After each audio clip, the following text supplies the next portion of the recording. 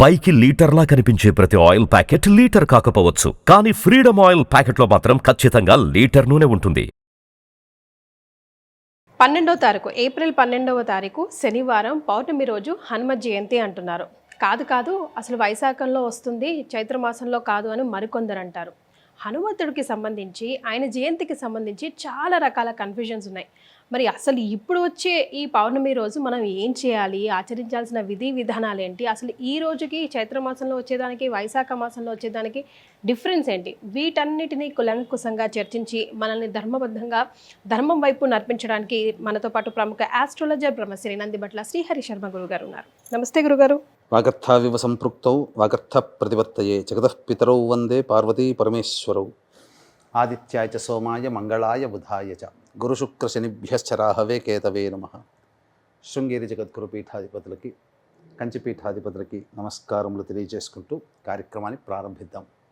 గురుగారు, ఇందాక నేను చెప్పినట్టుగా ఆంజనేయ స్వామికి సంబంధించి చాలా కన్ఫ్యూజన్ ఉన్నాయి గురుగారు. ఇప్పుడు 12వ తారీఖు వచ్చేది అసలు హనుమత్ జయంతి కాదు, విజయోత్సవం అంటారు కొందరేమో నార్త్లో చేస్తారు, ఇక్కడ కాదు, సో మనం ఇవి చేసేది మాత్రం చైత్రమాసంలో అంటారు. మరి కొందరు ఇంకొక డేట్ కూడా వినిపిస్తూ ఉంది. అసలు ఎప్పుడు వారి జయంతి తెలుసుకుందాం గురుగారు. హనుమంతుని జయంతి భవిష్యత్ బ్రహ్మ. ఇప్పుడున్నటువంటి బ్రహ్మకి ఆయు తీరిపోతే భవిష్యత్తులో ఆయనే బ్రహ్మగా మారుతారు. మరి అందుకే ఆయన యొక్క ఆరాధన అనుసరణీయమని కూడా చెప్పవచ్చు. అయితే ఈ హనుమత్ జయంతికి సంబంధించినటువంటి అనేకమైనటువంటి సందేహాస్పద నిర్ణయాలు మన గ్రంథాలలో చాలా ఉన్నాయి. అంటే ఇక్కడ ఇతమిద్ధంగా వీరి యొక్క జన్మతిథి ఇది అని మన గ్రంథాలు కూడా సవివరంగా ఇవ్వలేకపోతున్నాయి. ఎందుకంటే చాలామంది మనకు నార్త్ సైడ్ కనుక చూసుకుంటే చైత్ర పౌర్ణమి రోజునే హనుమత్ జయంతి జరుపుతారు. అది ఆచారం. మన తెలంగాణ ప్రాంతంలో కూడా కొంత ఫాలో అవుతున్నారు. కానీ ఆంధ్ర తదితర కర్ణాటక తదితర ప్రాంతాల్లోకి వెళితే వైశాఖ బహుళ దశమి తిథి రోజున హనుమంతుల వారి జయంతి అని చెప్పడం జరుగుతుంది. అందుకనే ఎందుకు కర్ణాటక హంపి దగ్గర ఉన్నటువంటి క్షేత్రంలోనే హనుమంతుల వారి యొక్క జన్మ జరిగిందని చెప్పి మనకు చెప్పబడుతుంది. అంతేకాకుండా మనకు ధర్మసింధు, నిర్ణయ సింధు అనేటువంటి యొక్క ప్రధానమైనటువంటి ధర్మ గ్రంథాల ప్రకారం కనుక చూసుకున్నట్లయితే కార్తీక మాసము కృష్ణపక్షము అంటే అమావాస్య ముందు రోజు చతుర్దశి తిథి మేషలగ్నములో స్వాతి నక్షత్రంలో మంగళవారం రోజున హనుమంతుల వారి జన్మ రాత్రి సమయంలో జరిగింది అని చెప్పబడుతుంది.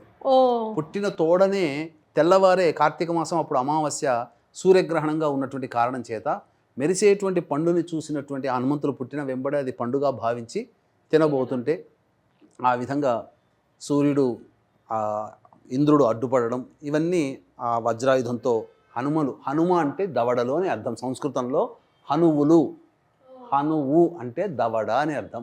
దవడ మీద దెబ్బ తగినది కాబట్టి అప్పటి నుంచి హనుమంతుడు అయ్యాడు. అది ఆయన పేరు అది అలా వచ్చింది. హనువులు అంటే దవడలు అని అర్థం. ఇక్కడ దెబ్బ తగిలింది, ఎందుకంటే నోట ఖర్చుకున్నాడు కదా, ఆ ఖర్చుకున్నటువంటి సూర్యుని వదిలిపెట్టాలంటే దెబ్బ తగిలితే కదా ఆ నోరు తెరుస్తారు. అలా ఆ విధంగా ఇంద్రుడి యొక్క వజ్రాయుధంతో అప్పుడు సొమ్మసిల్లి పడిపోయినటువంటి ఆ యొక్క హనుమంతుడి యొక్క తల్లి, హనుమంతుడిని చూసి తల్లి అంజనాదేవి చాలా బాధపడుతుంటే తండ్రి వాయునందుడు వాయుస్తంభనం అయిపోయాడు. లోకాలన్నీ తల్లడిల్లిపోతే ఆ యొక్క దంపతులు వాయువుని అంజలీదేవిని వీళ్ళని శాంతపరచడం కోసం ఆ హనుమంతుడికి అనేక వరాలు, చిరంజీవత్వము, భవిష్యత్ బ్రహ్మ వరము కూడా బ్రహ్మ వచ్చి ఇచ్చాడు. అన్ని ఇచ్చిన తర్వాత చేసిన తర్వాత అప్పటికి ఈ వరాలతో అతనికి ఎనలేని గొప్ప శక్తి వచ్చింది. మనకు శివపురాణం ప్రకారము, రామాయణం ప్రకారము చైత్ర పౌర్ణమి రోజునే హనుమంతుని యొక్క జయంతి చేసుకునే సందర్భం ఆనవాయితీగా అనేక యుగాల నుంచి మనకు వస్తుంది. కాబట్టి మనకు మిగతా విషయాలతో సంబంధం లేకుండా ఆనవాయితీగా యుగాల నుంచి వస్తున్నటువంటిది మాత్రం చైత్ర పౌర్ణమి అని, మన తెలుగునాట వైశాఖ బహుళ దశమి రోజునని చెప్పడం జరుగుతుంది. అంతేకాకుండానమ్మా మరి ఒక వింత గాథ ఉంది. ఇప్పుడు గనక చెబితే ఇప్పటి వరకు బహుశా ఎవరు తెలుసుకుని ఉండకపోవచ్చు. ఇది తెలిసిన తర్వాత ఇది కూడా వాస్తవమేమో అన్నట్టుగా ఒక వింత కథ కూడా ప్రచారంలో ఉంది. సాక్షాత్తు హనుమంతుల వారు రాముడికి భక్తుడని అనుకుంటారు, అంతే కదా గురుగారు. కానీ ఇక్కడ రాముడి సోదరుడు అని కూడా చెప్పవచ్చు ఈ కథను అనుసరించి. హనుమంతుడు ఎలా గురుగారు? మనకు దశరథుడు సంతానం కోసం పుత్రకామేష్టి యాగం చేశారు. చేసిన తర్వాత లలితా అమ్మవారి యొక్క అనుగ్రహం, లలితా నవరాత్రుల్లో నవాన్నిక దీక్షగా చేశారు. ఎవరు చేయించారు? ఋష్యశృంగుడు. తన అల్లుడైనటువంటి ఋష్యశృంగ మహర్షి ఆధ్వర్యంలో 3 భార్యల్ని పక్కన కూర్చోబెట్టుకొని పుత్రకామేష్టి యాగము చైత్రమాసము పాఠ్యం నుంచి ప్రారంభం చేసి నవాన్నిక దీక్షగా 9 రోజులు దీక్షగా చేసిన తదనంతరం ఆ యొక్క సంబంధించినటువంటి దీక్ష వలన యజ్ఞపురుషుడు ఉద్భవించి యజ్ఞప్రసాదముగా బియ్యము, గుడము అంటే బెల్లము మరియు పాలు ఇవన్నీ ఇచ్చి ఋష్యశృంగునికి ఇచ్చి పాయసాన్నము తయారు చేసి దశరథుడికి ఇయ్యవయ్యా, అతను తన భార్యలకు అందిస్తాడు, ఆ ప్రసాదము తినడం ద్వారా సంతానం కలుగుతుందని చెప్పి యజ్ఞపురుషుడు ఇచ్చి అంతర్ధానం అయిపోతాడు. ఆ విధంగా ఋష్యశృంగ మహర్షి ఆ దశరథుడికి ఆ ప్రసాదం అంతా కూడా పాయసాన్నం తయారు చేసి దశరథుల వారికి ఇస్తారు. అయితే ఆ యొక్క ప్రసాద భాగము మొట్టమొదటి పట్టమహిషి కౌసల్యాదేవి, సుమిత్ర, ఆఖరణ కైకేయి కదా. కైకేయి మనసులో ఏమనుకుందంటే నేను ఎంతో ఇష్టమైన భార్యను కదా, మొట్టమొదట నాకే ప్రసాదం పెడతాడేమో అనుకున్నది. కానీ వరుస క్రమంలో కౌసల్యకి సుమిత్రకి ఇచ్చిన తర్వాత కైకేయికి ఇచ్చింది.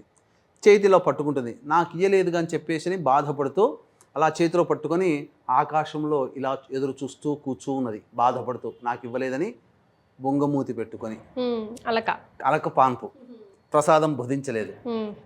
అయితే ఇక్కడ జరిగిన విషయం ఏంటనంటే అలా పట్టుకున్నప్పుడు ఆ యొక్క ప్రసాదాన్ని ఒక గ్రద్ద తీసుకొని పోయింది. ఆ తీసుకొని పోయిన తర్వాత ఎక్కడ వదిలిపెట్టింది? దీనికి ఇక్కడ చూసుకుంటే కేసరి మరియు అంజనాదేవి దంపతులు ఇద్దరు.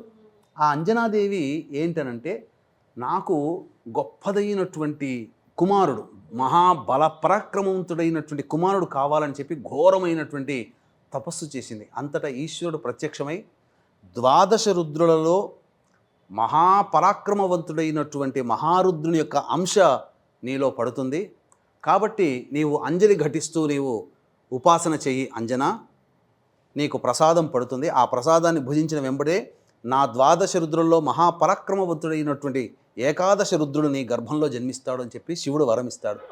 వరం ఇవ్వగానే అంజలి ఘటిస్తూ ఇలా ఉంటుంది అంజనీదేవి.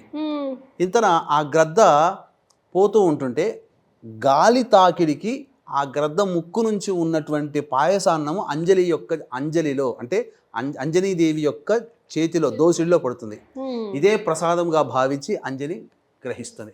తద్వారా రుద్రాంశ సంభూతుడైనటువంటి ఆంజనేయుడు, అంజనీ పుత్రుడు కాబట్టి ఆంజనేయుడు, వాయుపుత్రుడు కాబట్టి వాయువు తాడనం జరగడం ద్వారా, వాయుపుత్రుడు కాదమ్మా, వాయువు కదలిక వల్ల అంజనీదేవి యొక్క ప్రసాదం చేతిలో పడింది కాబట్టి వాయునందనుడు అయ్యాడు. అక్కడ వాయునందనుడు. ఆ విధంగా పరాక్రమవంతుడైనటువంటి హనుమంతుడు అంజనీదేవికి గర్భంలో జన్మించడం జరిగింది, గర్భవసానం. ఇలా అన్నప్పుడు చూస్తే రామాయణంలో రాముల వారు అత్యంత ప్రేమతో ఆలింగనం చేసుకున్నటువంటి వ్యక్తులు చాలా కొద్దిమంది. తనతో పాటు విద్యాభ్యాసం చేసినటువంటి గుహుడు, ఏది బోయ వంశంలో నిషాద కులానికి చెందినవాడు. తదనంతరం ఋష్యమూక పర్వతం దగ్గర తటస్థించినప్పుడు చూడగానే ఆంజనేయుని చూడగానే ఏదో ఒక సోదర భావం కలుగుతుంది అక్కడ రాముల వారికి.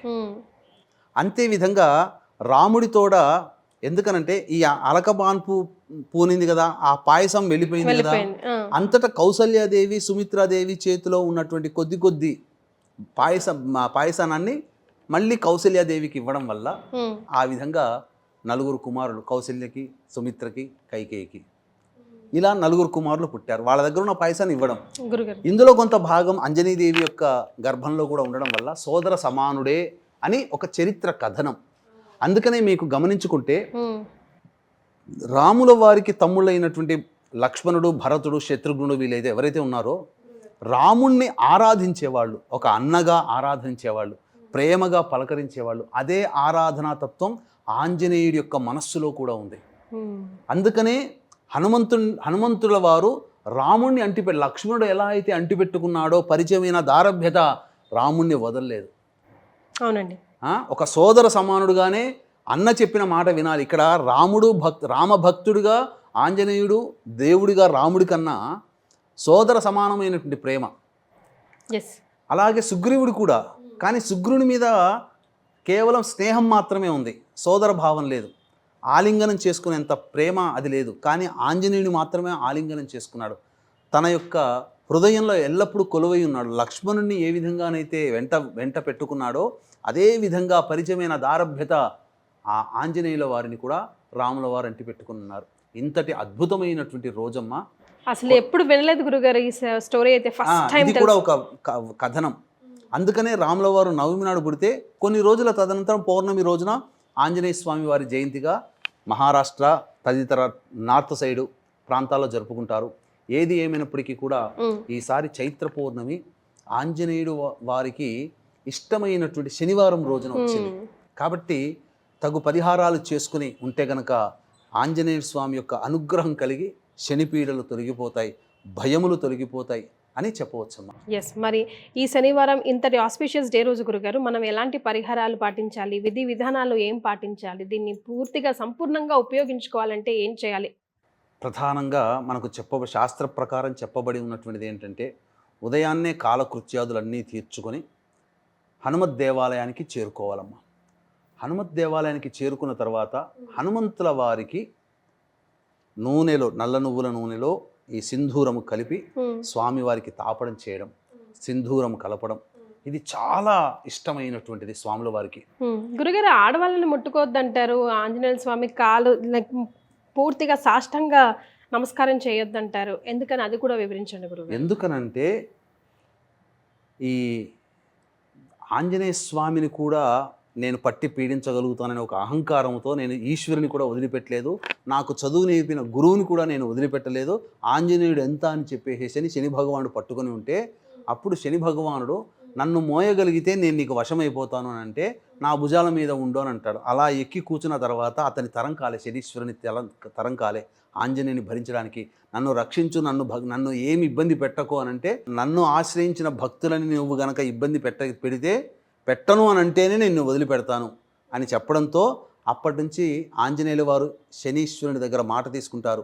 నన్ను ఆశ్రయించినటువంటి భక్తులకి నీ పీడలు ఉండకూడదు, నీ అహంకారం నా భక్తుల దగ్గరికి పనిచేయదు, నీ స్పర్శే పని చేయకుండా ఉండాలి అని చెప్పి ఆ మాట తీసుకొని అప్పుడు శనీశ్వరుని వదిలిపెడతాడు. అందుకే హనుమంతుల వారి పాదాల కింద శనీశ్వరుడు ఉంటాడు కాబట్టి హనుమంతుల వారి విగ్రహంలో పాదాలు తాకకూడదు అనేటువంటి ఒక నానుడు, అంటే అక్కడ శనిని పట్టుకుంటామని అనే నానుడు ప్రచారంలోకి వచ్చింది. ముఖ్యంగా స్త్రీలు అనేటువంటి వాళ్ళు స్పర్శించకూడదు. ఆంజనేయుడు బ్రహ్మచారి కాబట్టి స్త్రీలు స్పర్శించకూడదు కానీ ఇద్దరు భార్యలను కూడా చెబుతూ ఉంటుంటారు. అది ఇక్కడ కాదమ్మా, మరి వచ్చే భవిష్యత్ కల్పనలో భాగంగా సువర్చలాదేవి ఎదురు చూస్తూ ఉంటుందట భార్యగా అవ్వడం కోసం, అది భవిష్యత్ బ్రహ్మ వచ్చేటువంటి తరంలో.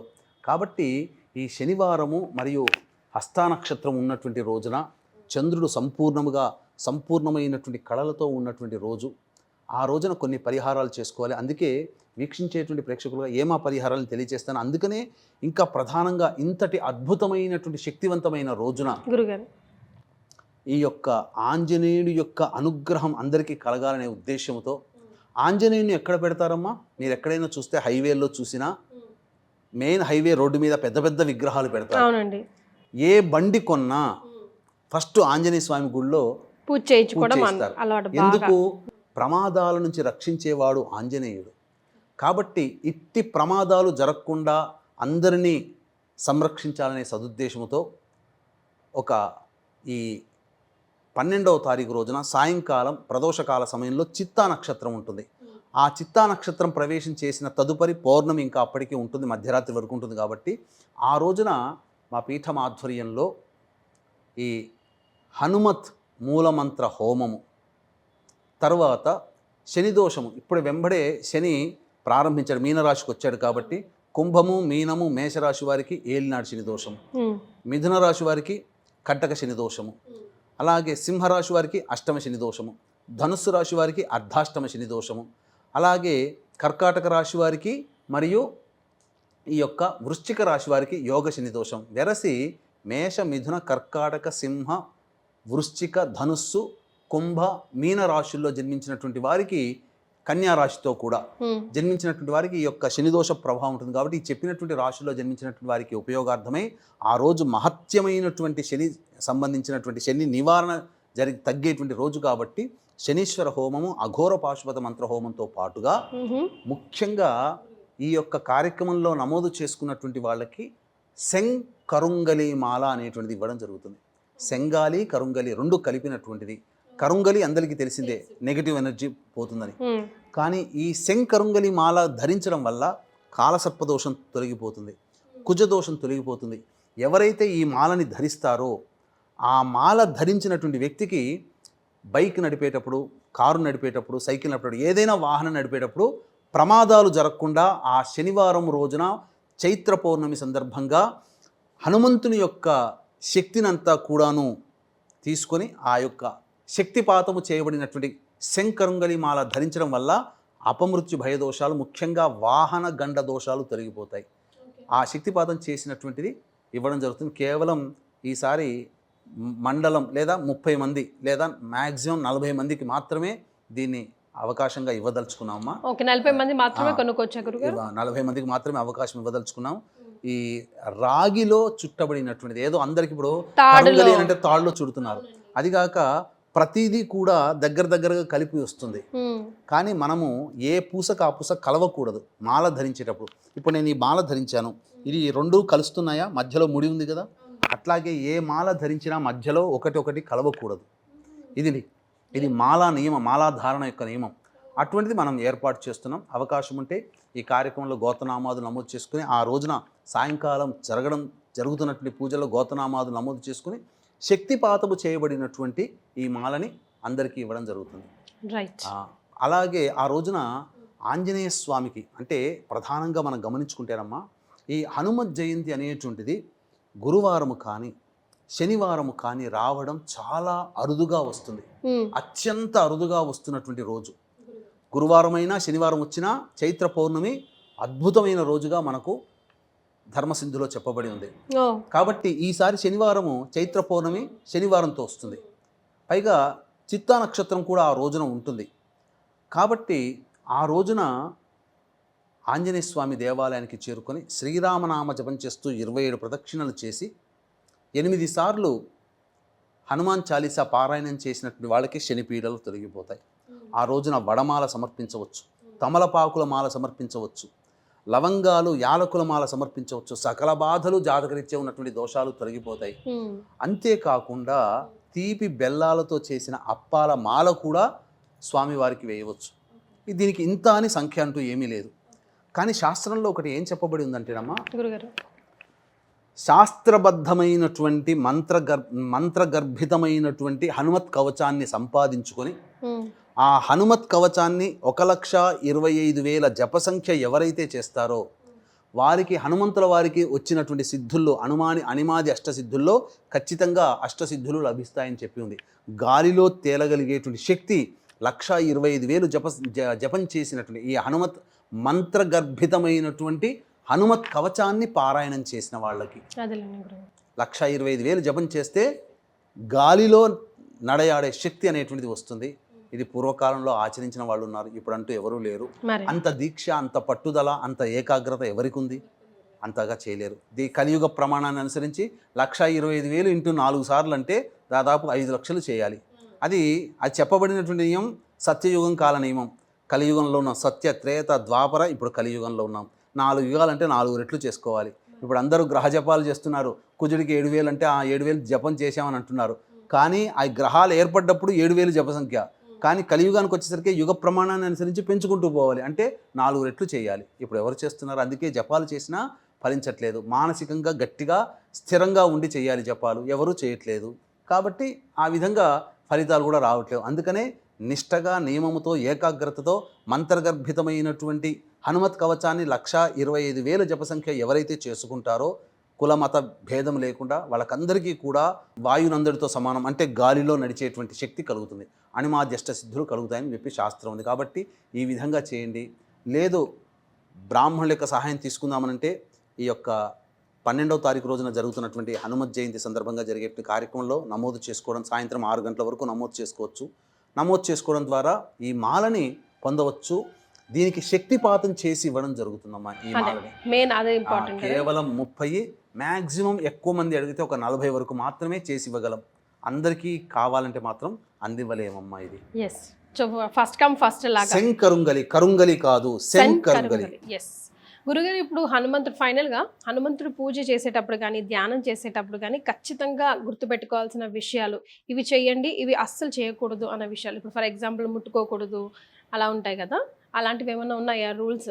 హనుమంతుడు ఆజన్మ బ్రహ్మచారి ముఖ్యంగా, కాబట్టి ముందు రోజు నేల మీద పడుకోవడం, బ్రహ్మచర్య వ్రతాన్ని ఆచరించాలి. మద్యపానము, ధూమపానము, మాంసాహారము లాంటివి చేయించాలి.